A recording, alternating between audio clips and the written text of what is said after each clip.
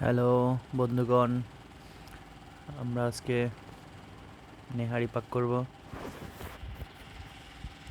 তো আমি একা খাবো, তো তার জন্য অল্প পরিমাণে রান্না করতেছি। আজকে বৃষ্টির দিন, তাই হঠাৎ করে মাথায় ঢুকলো যে কি করা যায়। আমরা এখানে সব মশলা একসাথে দিয়ে টমেটো দিয়ে দিলাম একটা, ঝোলটা যাতে একটু মজাদার হয়। টমেটো যদিও এটাতে দেয় না আর কি। আদা বাটা রসুন বাটা দিয়ে দিলাম, আর গরম মশলা হলুদ মরিচ সব একসাথে দিয়ে দিছি। এখানে মরিচটা খুবই কম ইউজ করা হয়েছে, কাঁচা মরিচটা বেশি দেওয়া হয়েছে। কারণ হচ্ছে মরিচটা দিলে হচ্ছে ঝোলটা কালার চেঞ্জ হয়ে যায়। আমরা এখানে গরম পানি দিয়ে দিতেছি।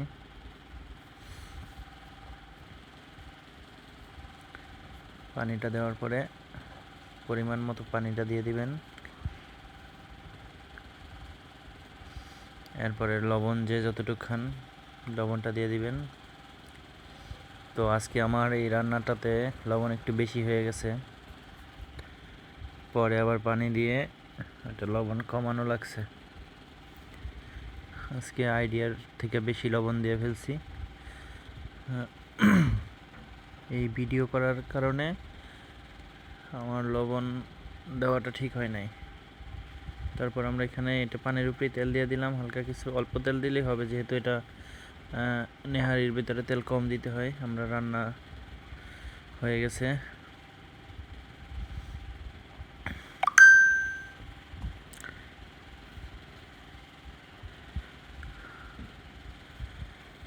এরপর যে আমরা খেয়ে দেখলাম যে লবণটা বেশি হয়ে গেছে। তারপরে আমরা কি করলাম, আবার একটু পানি গরম এটার মধ্যে দিয়ে দিছি, দিয়ে তারপরে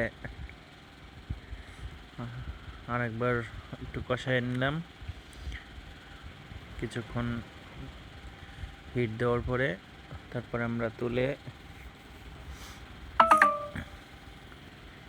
খেয়ে নিলাম। রান্না মোটামুটি শেষ, এই যে আমরা তুলে ফেলছি।